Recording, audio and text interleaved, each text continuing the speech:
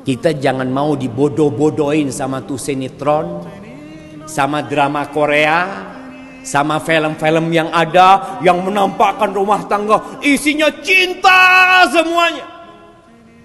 Ada keributan di dalam rumah tangga kita, biasa.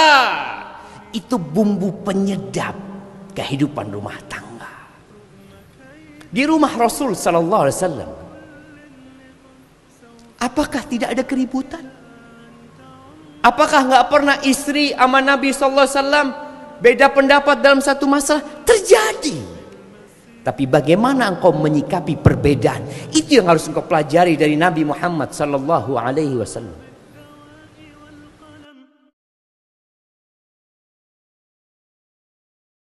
Allah Azza wa Jalla mengatakan wala tanabazu bil alqab bi'sal ismul fusuq ba'dal iman.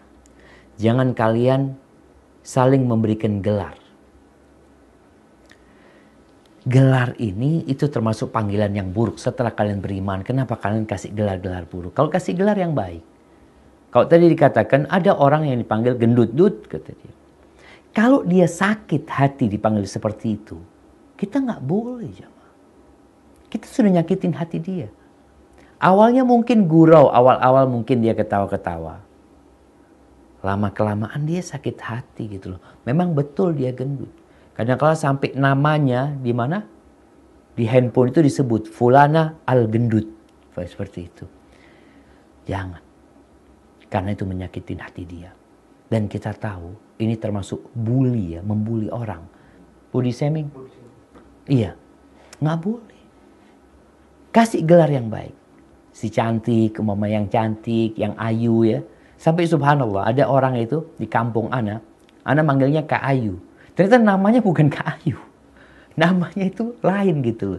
Ternyata itu gelar baik yang diberikan oleh orang-orang kampung. Karena dia ayu, maka dipanggil Kak Ayu sama orang-orang kampung. Silahkan ketika memberikan gelar yang baik. Tapi gelar-gelar yang buruk yang tidak disukai oleh dia, maka itu termasuk sesuatu yang kita harus mempertanggungjawabkan pada hari kiamat. Dan Allah menyebutkan secara khusus. Karena dulu di Arab itu, ketika Nabi SAW datang ke kota Madinah ya, tuh orang-orang Madinah tuh namanya 2, 3. Gelar-gelarnya itu macam-macam jemaah. Dan sampai sekarang masih ada daerah-daerah yang pakai nama dengan gelar. Namanya Ali umpamanya. Umpamanya ada Ali embek umpamanya, Ali kambing umpamanya seperti itu. Padahal dia nggak suka. Tapi kalau dia ridho nggak apa-apa Ustaz. Ya nggak ada masalah, berarti kan urusannya nanti pada hari kiamat sama dianya. Dia yang akan nuntut. Ketika dia sakit hati dengan panggilan tersebut, dia nggak suka, maka kita akan dituntut. Hadza wallahu a'lam bissawab.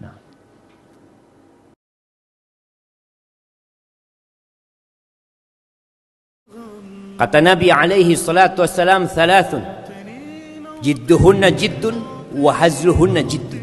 Ada 3 perkara yang seriusnya serius, yang humornya, guraunya serius. Yang pertama at-talaq, perceraian. Yang kedua an-nikah, yang ketiga al-itq, membebaskan budak. Ketika engkau mengatakan kepada istrimu dengan gurau, aku sudah ceraikan engkau. Enggak, aku gurau, jatuh perceraian itu. Enggak ada gurau dalam perceraian. Kata cerai itu ada 2. Ada yang jelas, maknanya hanya cerai. Kedua, ada yang multi makna. Ketika seorang suami mengatakan kepada istrinya, sana engkau pulang ke rumah ibumu. Apakah jatuh cerai? Ya, kalau niat menceraikan. Kalau tidak, tidak jatuh cerai. Ini pelajaran pertama. Yang kedua, perceraian itu hanya dibolehkan 2 kali. Yang engkau boleh merujuk istrimu. At-talaqu marratan. Fa imsakun bima'ruf aw tasrihun biihsan. Jadi antum punya kesempatan mengatakan tolak kepada istri 2 kali untuk boleh rujuk. Aku ceraikan engkau. Sudah jatuh cerai. Besok dia rujuk, balik lagi. Berapa bulan ribut, berapa tahun ribut, aku ceraikan engkau 2 kali. Kemudian kalau dia mengatakan aku ceraikan engkau yang ketiga kali, nggak ada kesempatan balik lagi ke istri. Kita bicara hukum agama. Kalau mungkin di pengadilan ada proses yang harus dijalani. Jadi tatkala engkau sudah pernah mengatakan kepada istrimu, cerai, ana sudah katakan dulu mungkin 4 kali Ustaz, mungkin 10 kali, setiap marah ana ceraikan istri ana. Ingat, setelah 2 kali, yang ketiga nggak ada kesempatan untuk balik kepada istri sampai istri kita menikah sama laki-laki lain. Ambil pelajaran ini. Kalau engkau pernah menceraikan istrimu 10 kali dulu, lebih dari 3 kali, istrimu nggak halal buat engkau.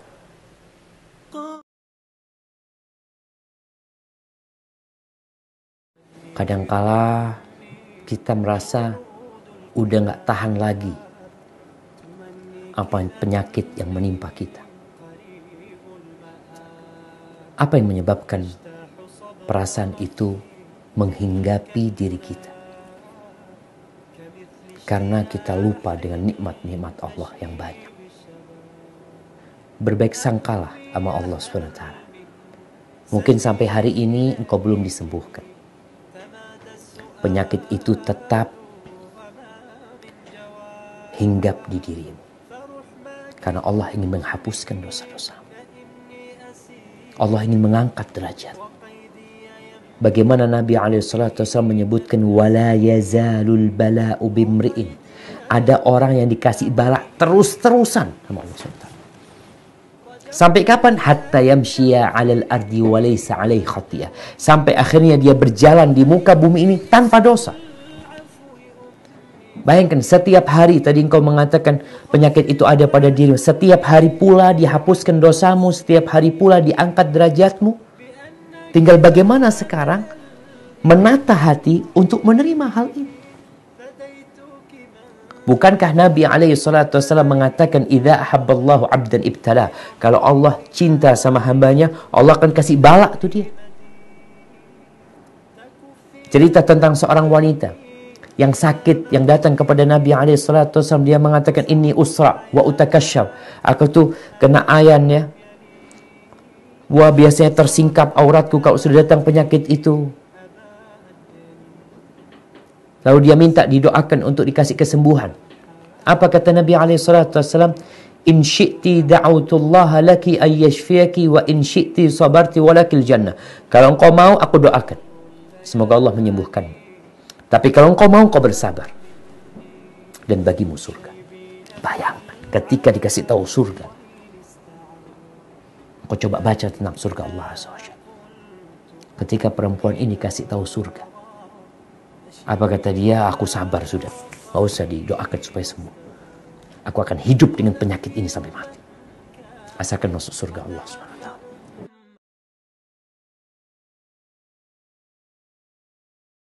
Mengusap wajah selesai berdoa.